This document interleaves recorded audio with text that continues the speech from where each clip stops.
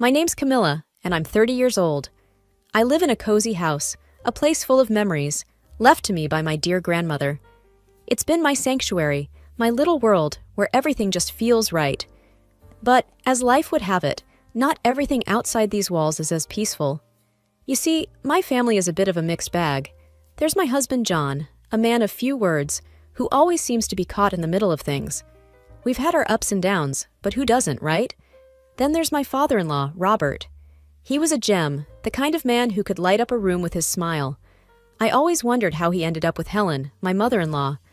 To put it nicely, Helen is difficult. And that's me being polite. And let's not forget Lucy, John's sister. She lives nearby with her husband and kids in a rented apartment.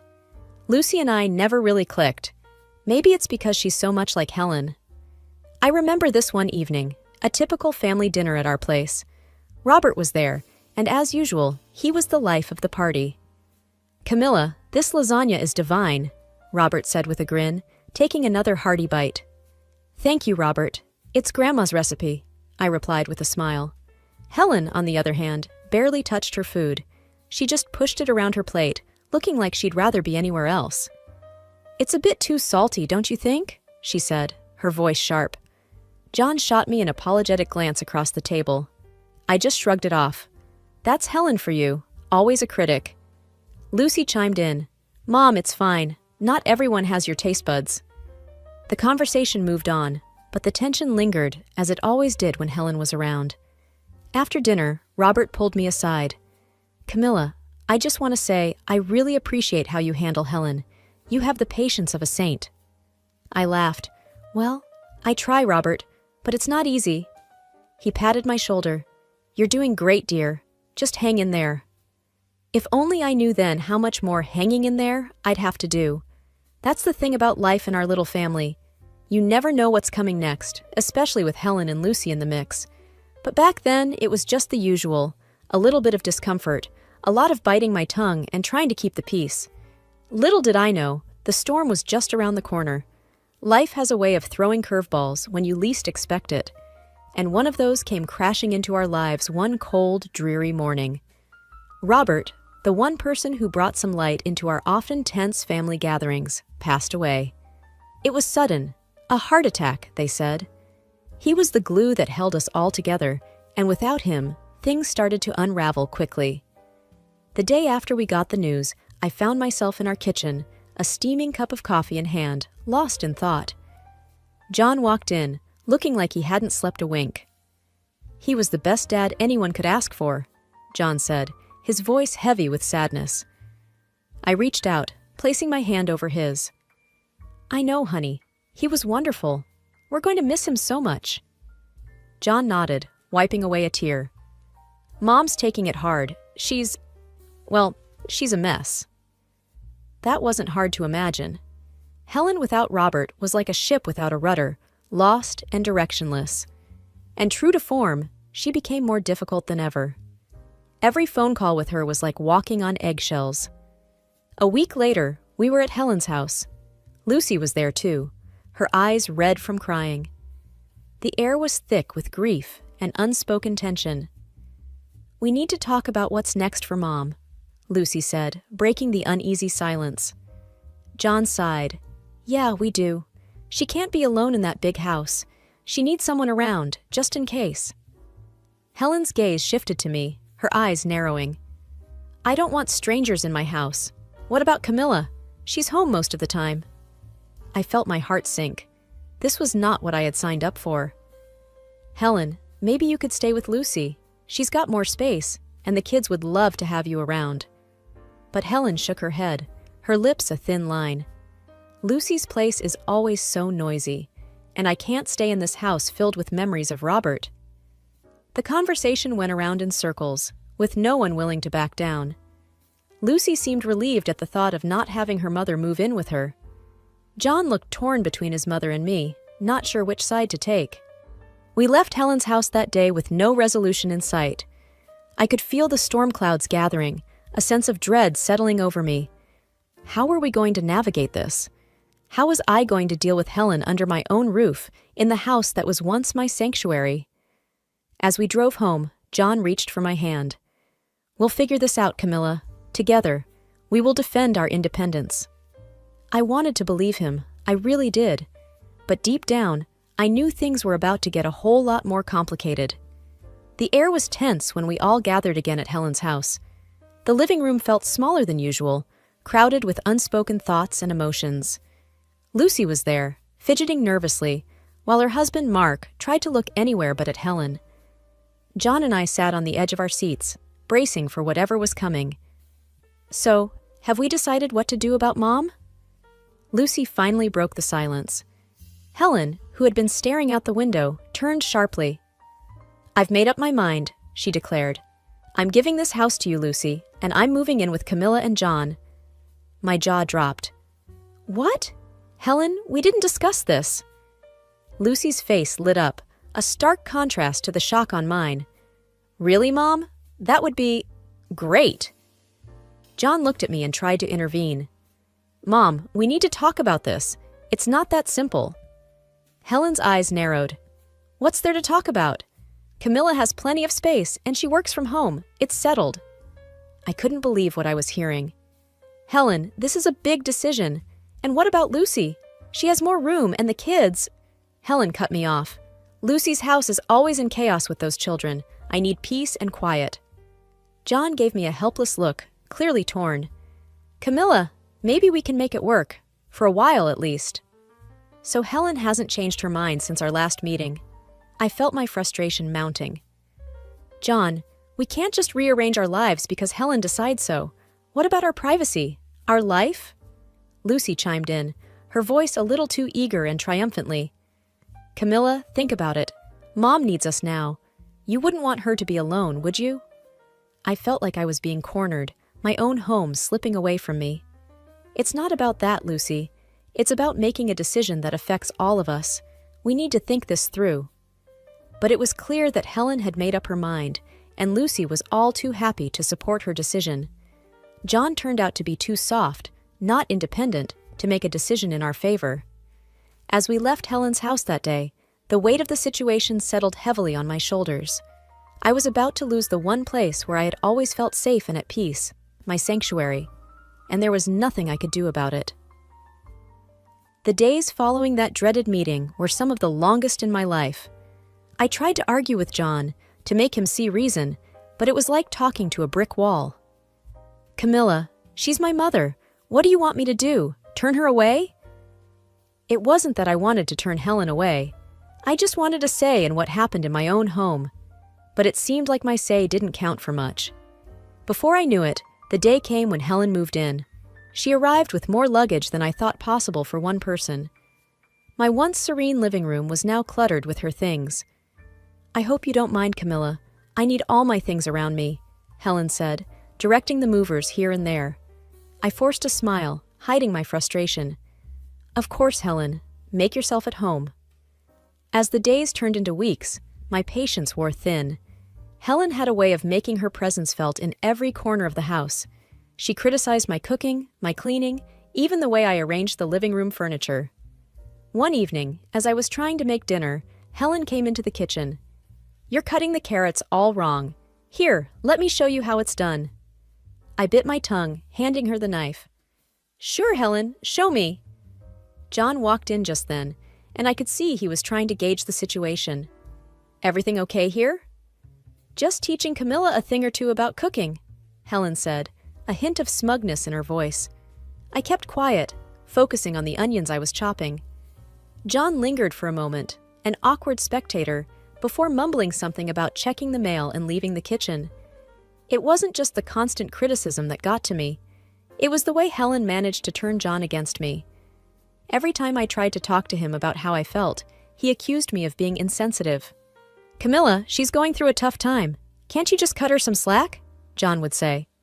I felt like I was losing not just my home, but my husband too. Then came the day when Helen decided she didn't like the color of the living room walls. "They're too dull. We need something brighter." I found myself reluctantly agreeing to repaint the room, just to keep the peace. As I watched the painters covering my once favorite shade of blue with a garish yellow that Helen had picked, I realized how much of my life I was giving up. My home didn't feel like mine anymore, and I wasn't sure how much more of this I could take. Living with Helen was like being on a never-ending roller coaster, except there were no thrilling moments, just a constant churning in the pit of my stomach. She had a complaint for everything. The food wasn't to her taste, the house wasn't clean enough, and the TV was never on the channel she liked. One evening, as I was trying to finish up some work on my laptop, Helen barged into the room, the TV remote in her hand. "Camilla, this TV is driving me nuts. I can't find my show." I sighed, closing my laptop. "Let me help you, Helen." As I flipped through the channels, trying to find her show, Helen muttered under her breath about how everything was better at her house. John walked in at that moment, and I looked up at him, hoping for some support. "John, can you please help your mother with the TV? I'm trying to finish my work." John frowned, looking from me to Helen. "Can't you see she's struggling, Camilla? It's just a TV show." I felt a surge of frustration. "It's not just about the TV, John. It's about having a little space to do my work, to have a moment of peace in my own house." Helen looked at John, her eyes welling up. "I didn't mean to be a burden. I just wanted to watch my show." John's expression softened as he turned to his mother. "Don't worry, Mom. I'll find your show." I watched as John took the remote from me and started channel surfing, trying to appease Helen. I felt invisible, unheard. The next day, Lucy dropped by with her kids. The house was chaotic, with the kids running around and Helen trying to dictate how to entertain them. I retreated to the kitchen to prepare some snacks, feeling overwhelmed. Lucy followed me into the kitchen, a smirk on her face. "Looks like Mom's really settled in, huh?" I didn't even try to mask my irritation. "It's a lot, Lucy. It's not easy having your entire home life turned upside down." Lucy shrugged, unconcerned. "Well, she's family. You just have to deal with it." That evening, as we all sat down for dinner, the tension was palpable. Helen criticized the pasta I made. John was silent, and Lucy's kids were restless. I finally snapped. "I can't do this anymore. I need some space, some respect in my own home." Helen gasped, and John shot me a look of disbelief. "Camilla, how can you be so selfish?" I stood up, my chair scraping loudly against the floor. "Selfish? I've been nothing but accommodating. This is my home too, John." The argument escalated, voices raised, words flying like daggers. John stormed out of the room, and Helen sat there, looking smug. That night, as I lay in bed, listening to the muffled sounds of the TV from the living room where Helen slept, I realized something had to change. I couldn't live like this anymore. But how was I going to make John see that? How was I going to reclaim my life? The days after the big argument were filled with a tense silence.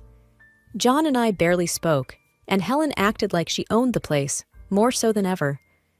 I felt like a stranger in my own home, tiptoeing around to avoid any confrontations. But the universe seemed to have other plans for me. One day, I came home early from the grocery store. The house was unusually quiet. As I was putting away the groceries, I heard hushed voices coming from the living room. Curiosity got the better of me, and I tiptoed closer. It was Helen and Lucy, deep in conversation. I couldn't believe my ears when I heard what they were saying. "And now I don't have to deal with yours noisy kids all day," Helen was saying with a chuckle. Moving in with Camilla and John was the best decision. Camilla does everything around the house, and I have all the peace I want. Lucy's voice was equally gleeful. "And I get Dad's house without paying a dime. It worked out perfectly for us." My hands were shaking, and I felt a surge of anger like never before. They had been playing us all along. This wasn't about family or taking care of each other. It was a cold, calculated move. I stormed into the living room, my voice shaking with anger. "I heard everything. How could you, Helen? And you, Lucy?" Helen looked up, startled. Then her expression turned into one of defiance. "What are you talking about, Camilla? We were just chatting." Lucy tried to play innocent. "Yeah, Camilla, you must have misunderstood." But I was done being the understanding, accommodating daughter-in-law. "No, I heard you both. You've been using us, manipulating the situation for your benefit." Helen's face hardened. "You have no right to speak to me like that. I am your elder, and you should respect me." John walked in at that moment, confused. What's going on here? I turned to him, my eyes welling up with tears of frustration. John, they've been using us. Your mother and sister planned all this just so they could get what they wanted. John looked from me to Helen and Lucy, his expression one of disbelief. Is this true, Mom? Helen started to cry, playing the victim. She's lying, John. I would never do such a thing. John seemed torn, unsure of whom to believe. I could see the doubt in his eyes, and it broke my heart. He still didn't trust me, even after everything. That night, as I lay in bed, staring at the ceiling, I knew things couldn't go on like this. I had to take a stand for my own sanity. The next day, I was going to have a serious talk with John. It was time to put an end to this charade, one way or another. That morning, I knew it was time for a frank conversation with John. The house was quiet, the tension from the previous night still lingering in the air. I waited in the kitchen, my thoughts racing, until John finally walked in, his face a mask of worry. John, we need to talk about everything that's happening, I said, trying to keep my voice steady. He poured himself a coffee and sat down, looking exhausted. Camilla, I just don't know what to think anymore. Think about us, John. Your mother and sister are tearing us apart, I urged. Before we could delve deeper, Helen walked in, her timing too perfect. John, are you going to let her speak about your family like that? The conversation quickly heated up. I tried to explain, to make him see the truth, but Helen's presence was like a fuse, igniting John's temper. You're being unreasonable, Camilla. How can you be so heartless towards my mother? John's voice rose with each word. Frustrated and desperate, I shot back. Heartless? I'm trying to save our home, our marriage. In the heat of the moment, Helen clutched her chest dramatically, gasping. My heart? How can you do this to me? John spun around, his anger flaring. Look what you're doing to her, Camilla. And then, in a flash of fury, John's hand struck my face. The shock of it silenced the room. Helen stood there, a triumphant grin barely hidden. I touched my lip, feeling the sting of the slap and the flowing blood, and the reality of what just happened hit me. My husband had chosen his manipulative mother over me, our marriage. Without a word, I picked up the phone and called the police. As I waited for them, I began to pack Helen's and John's belongings, methodically, my movements fueled by a mix of hurt and determination. John tried to apologize, his anger now replaced with anxiety.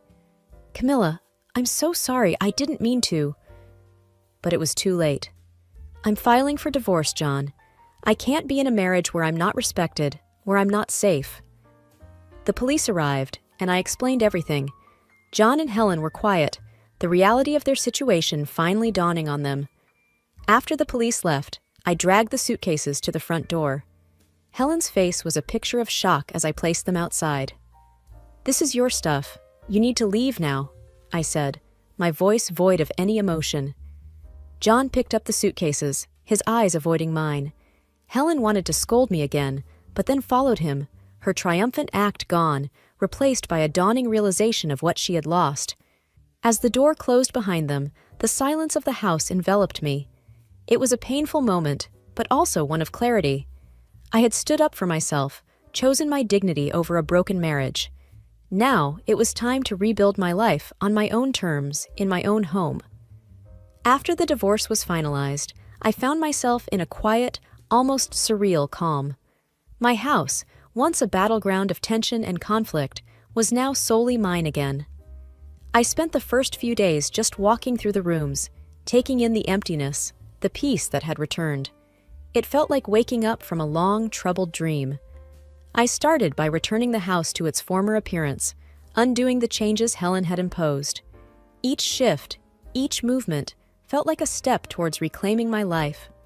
The walls were repainted back to the soothing blue I loved, the furniture rearranged to the way it used to be. With each change, a sense of normalcy and tranquility returned. My new routine was simple but fulfilling. Mornings were spent in the garden, tending to the flowers that had been neglected, and evenings were for reading books in the quiet of my living room. The house, with all its memories, began to feel like a home again. One afternoon, While pruning the roses, my neighbor, Mrs. Jenkins, called out from over the fence. "Camilla, dear, I heard about your divorce. I'm so sorry." I smiled at her, wiping the sweat from my brow. "Thank you, Mrs. Jenkins. It's been tough, but I'm getting there." She leaned in closer, a conspiratorial glint in her eye. "You know, I hear things haven't been so peaceful at Helen's place either. The whole neighborhood knows about their squabbles. The police have been called there a few times already." I wasn't surprised. Helen, John, Lucy, her husband, and their kids all under one roof was a recipe for constant chaos. I can imagine. Too many conflicting personalities in one space. Mrs. Jenkins shook her head. "You're better off without that drama, dear. You always were too good for them." I laughed, the sound light and free. "I'm starting to realize that now." Days turned into weeks, and I began to rediscover parts of myself that I had lost in the turmoil of my marriage. I started painting again, something I hadn't done since college. The strokes of the brush on the canvas were like whispers of a newfound freedom. Occasionally, I'd hear snippets of the ongoing drama at Helen's house. It was a stark reminder of the bullet I had dodged. Their house, once a symbol of familial unity, had become a pressure cooker of arguments and disagreements.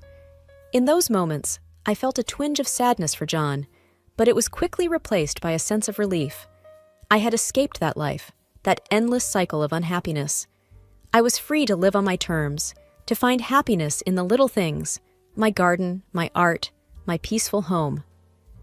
As I sat on my porch one evening, watching the sunset, I realized that this was a new chapter in my life. A chapter where I was the author, free to write my story, one day at a time. The future was uncertain, but for the first time in a long while, that uncertainty was exciting, filled with possibilities. I was ready to face whatever came next, on my own terms, in my own way.